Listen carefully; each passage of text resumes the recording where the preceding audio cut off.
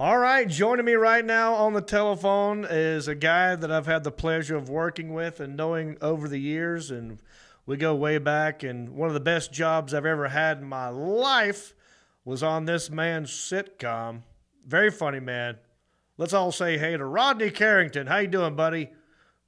Hey, buddy, John. I'm doing great. I'm hanging in there. We've obviously been off for about 4 months, so Yep. I got a nice job over here at the Gap. I'm selling jeans now, but life is good. I'm a little bothered by the new paycheck that I'm getting, but I just got to buy cheaper food and stuff, and Yeah. I'll make it. Yeah, no, you'll be fine, man. Because you're one of the funniest guys I've ever seen in my life. So when all this thing cools off, it'll be back to business as usual. I remember the very first time that I worked with you. It was at Charlie Goodnight's Comedy Club in Raleigh, North Carolina. And there's a funny picture that I have somewhere. I'll have to share it with you. I'm wearing like it's funny you speak of the Gap. I'm wearing a denim shirt that's like 8 sizes too big for me from the Gap. You got your cowboy hat on and your Western shirt, and we hung out that weekend. I think you recorded an album that weekend, or maybe you were just recording your shows. All of them were sold out. It's one of the funniest things I've ever seen. In fact, you actually gave me some good advice. I tried a joke out on you, and you liked it. You said, you should use that in your act, and ever since then, I was in love with you, buddy. Well, God knows all the things we've been through over the years. I've been doing this 31 years. It's funny when I started out doing all this stuff, as you have and any of the rest of us. That's the worst question anybody can get, by the way, if you're in comedy and somebody goes, "How'd you start?" Because then it's just like, oh my God. Right. I can remember back in the early days when I worked with I went down, I had 7 minutes of material and had one real funny thing at the end, which is what kept me alive at that time. And I remember I got a job down at the Baton Rouge Funny Bone down in Louisiana. And the guy asked me, he goes, "Can you do 30 minutes? I went down there, did my 7 minutes, tried to stretch it to 30 minutes and for a week after he hired me. And if you can't, I kept thinking to myself, I go, well, sure, he's going to book me in 2 months. Surely I can figure out how to stretch 7 minutes into 30 minutes, but it's impossible.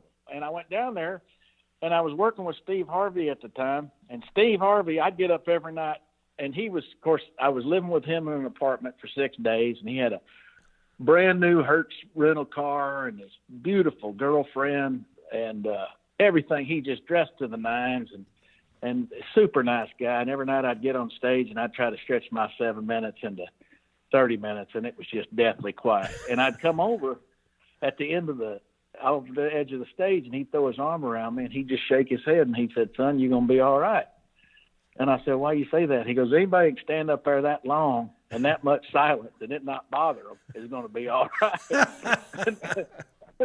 I remember at the end of the week, I mean, the guy was so complimentary and so nice to me. I never forgot it. And but I went into the club owner's office, and he told me, he said, "Sit down, I need to talk to you." He said, "Rodney, I'm going to just come out and tell you I've been doing this 14 years. You're terrible."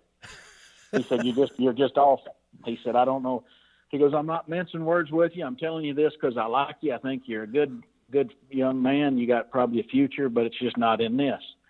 And he said, "You need to go back to Texas and get your job doing something else and figure it out." And then he tore off a check for $400 and he gave it to me. And I thought, man, I've never made $400 in my life. So I was 20 years old. And I thought, he paid me $400 and I sucked. And I thought about this all the way back to Longview, Texas. I drove 6 hours back, and I thought, I wonder how much he'd pay me if I got real good at that. And what's funny, John, is that after all these years, I think it's that one decision of just determination of trying to figure it out that changed my life forever. Because I think about all the times and opportunities that I've had in 31 years to do this and sell comedy records and go out and make a living and then to do the television show that we got a chance to work together on and had such a great time. I think about all those opportunities, and now we're dealing with a biblical plague, and I'm thinking we could have dealt our business we could have dealt with any other kind of biblical plague, swarm of locusts, water turned to blood, anything like that. We could still be doing comedy, but a plague where people can't get together is the one thing that you never plan. Right. You never plan on, right, you know? Yeah, you can't plan. It's nuts. I did a gig not long ago in Tampa, Florida for the first time in 4 months, and that was a little nerve-wracking, a little scary, but it came back eventually. I think in Florida they don't care anyway, so it's like nothing ever happened. Well, and then I think, what have we learned about all this? I think what we have learned that is, if you're going to eat a bat, it needs to be grass-fed, Johnny. It needs to be grass-fed. We can't have no more of this stuff where, hey, look, I found it in the fireplace. We ain't eating that no more, you know? Right. Here's the other thing, too.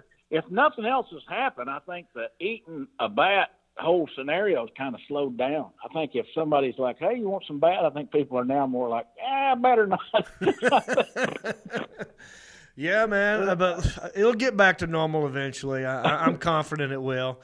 I want to tell you the joke that I told you at Good Nights, and you said you should use that.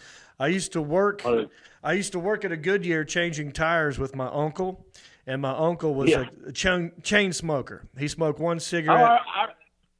I remember. He's like, get back. That'll give you cancer.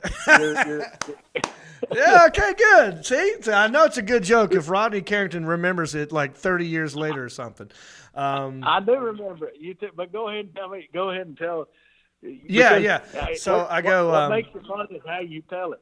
Yeah, my uncle William Chainsmoker, trying to teach me how to change brakes, and he's got a cigarette in his mouth, and he's pulling off this brake drum, and as he pulls off the drum, this dust inside the brake drum, asbestos dust, flies out into the air, and he looked at me right in the face. He goes, "Get back, boy, that stuff will give you cancer."